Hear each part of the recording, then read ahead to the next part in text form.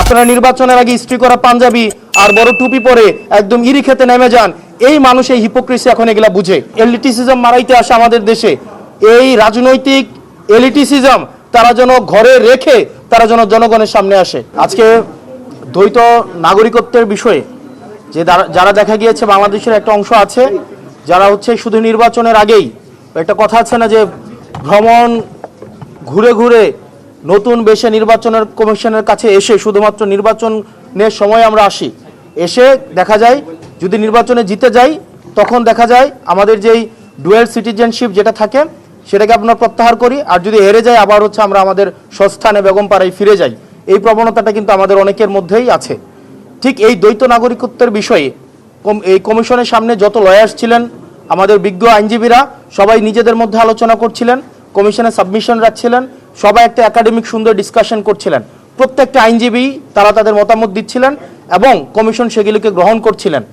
অত্যন্ত দুঃখজনক বিষয় হচ্ছে কমিশন এবং প্রত্যেকটা আইনজীবী যখন একটা অত্যন্ত একাডেমিক পরিবেশে তাদের সাবমিশনগুলো রাখছিলেন, ঠিক সেই সময়ে আলোচনা শেষে আব্দুল আওয়াল মিন্টু এক আইনজীবীর কাছে তেরে আসেন, জহিরুল ইসলাম মুসার দিকে তেরে আসেন, তেরে উনাকে ব্লাডি সিটিজেন হিসেবে উনাকে বলেন যে উনি একটা ব্লাডি সিটিজেন এবং উনি হচ্ছেন এলিট ব্রিড। উনি এলিট ব্রিড আর দ্বৈত নাগরিকত্বের বিষয়ে স্ট্রিক্ট অবস্থান রাখার জন্য কমিশনে যারা হচ্ছে সাবমিশন দিচ্ছিলেন সেই সব আইনজীবীদেরকে উনি বলছিলেন উনারা হচ্ছেন ব্লাডি সিটিজেন। তো সেই জায়গাটিতে আমরা প্রতিবাদ করি।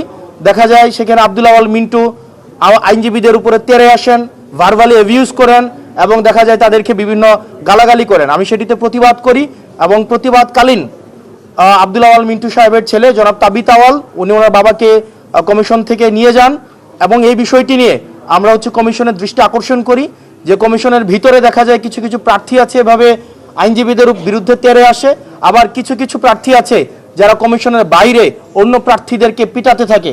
এখন কমিশনের সামনে যদি এই ধরনের অবস্থা চলতে থাকে, কমিশনের ভিতরে যদি এই অবস্থা চলতে থাকে, যারা নির্বাচন করে তাদের নিরাপত্তার আসলে কি হবে?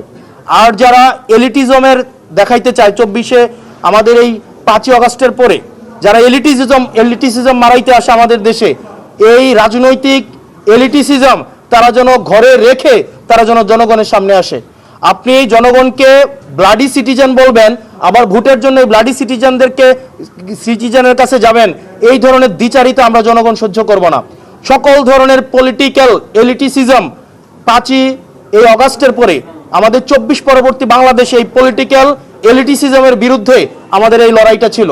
সুতরাং আব্দুল আওয়াল মিন্টুদের মতো যারা বিদেশে টাকা পাচার করে, যারা বিদেশে থাকে এবং যারা হচ্ছে মেনটেইন করে, অর্থাৎ আওয়ামী লীগের সাথে আত্মীয়তা করে বিভিন্ন বিজনেস করে, স্বরাষ্ট্র মন্ত্রণালয়ে নিজের এই পরিবারের বিভিন্ন বিজনেস টিকায় রাখে, শেখ রাহানার সাথে যারা বিজনেস করে, এই তাদের পলিটিক্যাল এলিটিসিজম যখন মারাইতে আসবে, আমাদের এই সিভিলিয়ানদেরকে যখন বলবে আমরা হচ্ছি ব্লাডি সিটিজেন, সেটা হচ্ছে প্রত্যেকটা নাগরিককে, প্রত্যেকটা যারা ভোটার রয়েছে তাদের প্রত্যেকের মানহানি করে।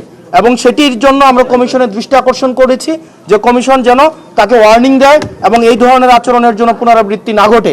এবং আব্দুল আওয়াল মিন্টু মতো যারা আছেন, আপনাদের মতো যারা আছেন, যারা হচ্ছেন এলিট ব্রিড, আপনারা কোন মুখে আমাদেরকে ব্লাডি সিটিজেন বলে কোন মুখে আবার হচ্ছে গরিবদের কাছে ভোট চাইতে যাবেন?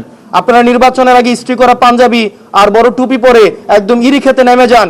এই মানুষ এই হিপোক্রেসি এখন এগুলা বুঝে। আপনারা গার্মেন্টস শ্রমিক ফুটপাতে এখন যে যাচ্ছেন ভোট চাইতে ব্লাডি সিটিজেনের কাছে, আপনারা ম্যান্ডেটের জন্য ঠিকই ব্লাডি সিটিজেনদের কাছে আসেন, রাস্তার মধ্যে রক্ত দেয় ব্লাডি সিটিজেনরা। এই ব্লাডি সিটিজেনের রক্তের উপরে দাঁড়িয়ে আপনারা বিদেশে ব্যবসা করেন, ছেলে মেয়েদেরকে বেগম পাড়ায় রাখেন, সেফ এক্সিট নেন, ডুয়েল সিটিজেনশিপ নেন এবং নিরাপদ যখন দেখেন তখন বাংলাদেশে এসে ব্লাডি সিটিজেনদের রক্তের উপরে দাঁড়িয়ে তখন আবার নির্বাচনে দাঁড়াবেন। আর নির্বাচনে যদি দেখেন উত্তর দক্ষিণ হয়েছে আবার তখন দেশ থেকে পালিয়ে যাবেন। এই ধরনের বাংলাদেশ আমরা 24 পরবর্তী সময়ে আমরা এই বাংলাদেশ দেখতে চাই না। সেটি নিয়ে আমরা নির্বাচন কমিশন আপত্তি জানিয়েছি এবং সকল আইনজীবী এই জহিরুল ইসলাম মুসার প্রতি যে ধরনের আচরণ করা হয়েছে এটা সকল আইনজীবীদের প্রতি আমি মনে করেছি এটা তাদের মানহানি করা হয়েছে। এবং কমিশনের মধ্যেই সকল পক্ষের আইনজীবী, শুধুমাত্র যে জহিরুল ইসলাম মুসা না, সকল পক্ষের আইনজীবী, এখানে বিএনপি পন্থী বা অন্যান্য যেই আইনজীবীরা ছিলেন সবাই সেটা এই আব্দুল আওয়াল মিন্টুর আচরণে আহত হয়েছেন এবং তারাও সেখানে ইনস্ট্যান্ট তারা প্রতিবাদ জানিয়েছেন। এখন আমরা কমিশনের দৃষ্টিতে এটি এনেছি এবং এই ঘটনার পুনরাবৃত্তির জন্য বাংলাদেশে না ঘটে এই পলিটিক্যাল এলিটিসিজমের নিপাত অবশ্যই ঘটতে হবে। তারা তাদের মনোজগৎকে চেঞ্জ করতে হবে। এই 24 পরবর্তী বাংলাদেশে এসে 24 পূর্ববর্তী এলিটিসিজমের রাজনীতি যদি তারা করতে চায়, তাহলে এই সিভিলিয়ান, এই ব্লাডি সিভিলিয়ানরাই তাদেরকে প্রত্যাখ্যান করবে।